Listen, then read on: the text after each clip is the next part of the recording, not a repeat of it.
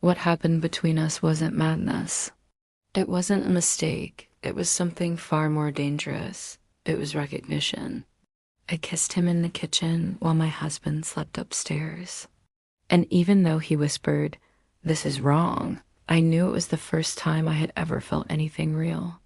The night he asked me to hug him without explaining why, my skin prickled as if the air itself had thickened. We were in my kitchen long past midnight, after a dinner neither of us had tasted. He carried his 24 years like a wound he refused to show. I carried my 47 like cracked porcelain, held together by habit and silence. The overhead bulb flickered, weak and ashamed.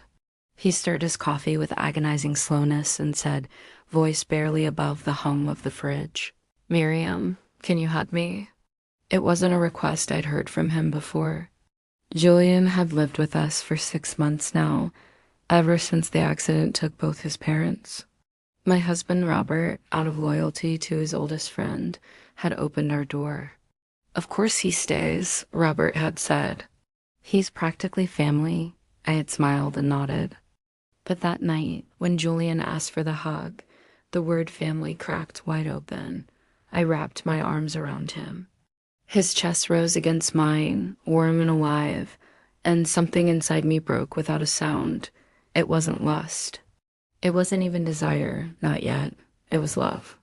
The kind that has no name, no place, no permission. A love that had been growing in the dark for years, disguised as kindness, concern, late-night talks when Robert was away.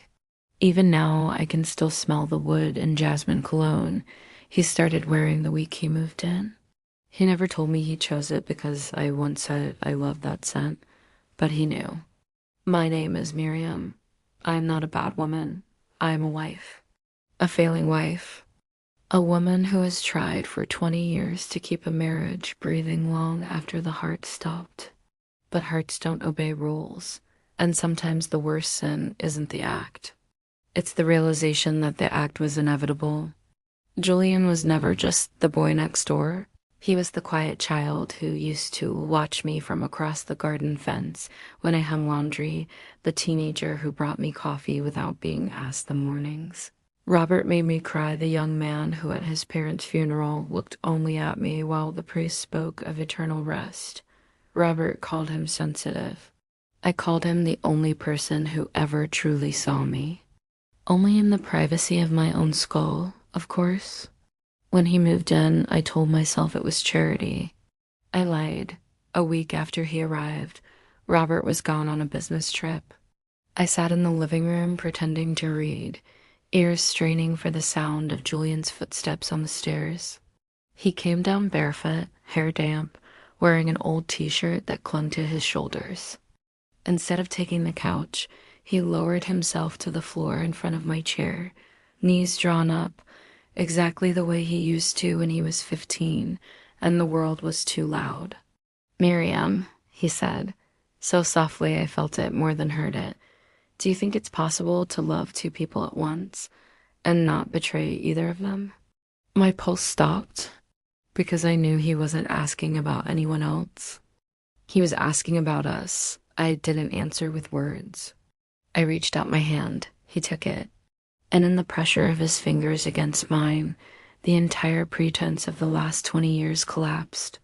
From that night on, I began counting heartbeats instead of days, every accidental brush in the hallway, every time he lingered in the kitchen doorway watching me make coffee, every time his eyes found mine across the dinner table and held just long enough for the air to burn. I hated myself for how much I craved it. One night we watched an old film about impossible love. He fell asleep on the couch, head tilted back, throat exposed. I should have covered him with a blanket and gone to bed. Instead, I sat beside him and, after 20 minutes of silent war, let my fingers slide through his hair. Just once. Just enough to feel the warmth of his scalp and know I was already lost. The next morning, while Robert read his newspaper, Julian looked at me over the rim of his cup and murmured, "Thank you for last night." Robert never looked up, but I knew Julian wasn't thanking me for the blanket. Robert felt the shift. He started slamming drawers, sleeping in the guest room, coming home later and later.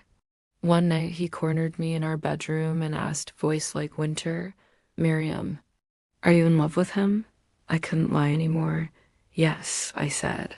"But not in the way you think." "Then in what way?" "In the way that has no name you would forgive." Julian never pushed. He simply refused to look away. He left notes in places only I would find. A single line on the back of my grocery list. "If love doesn't always have to be right, I'll still be here." He played songs on the living room speaker that tore me open. He stood too close when we washed dishes together, sleeves rolled up, forearms brushing mine until I had to grip the counter to stay upright. Then came the Sunday afternoon Robert was pruning roses in the front yard. Julian closed his book, looked at me, and asked, "Have you ever thought about leaving? Somewhere no one knows our names." I wanted to scream, yes. Instead, I whispered, "You know I have." That night, Robert didn't come home. He texted, "Staying at a hotel. Need to think." Julian found me in the kitchen at 2 a.m., hands wrapped around a cold mug like it could keep me from falling apart. He didn't speak.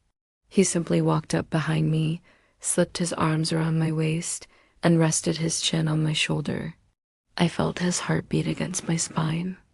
"I'm not asking you to blow up your life," he whispered into my hair.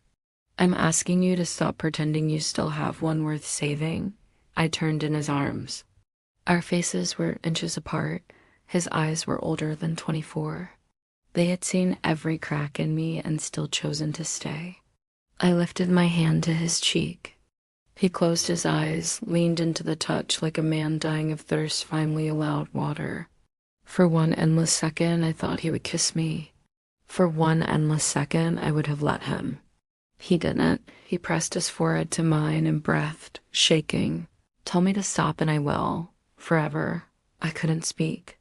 Because the truth was, I no longer wanted him to stop. The next morning, Robert's side of the bed was still cold. Julian made coffee, 2 cups, and set one beside me without a word. We drank in silence while the sun rose blood red through the window. I still don't know what I'll do. I don't know if I'll leave with him. I don't know if I'll stay and watch everything rot. All I know is this: what happened between us wasn't madness. It was recognition.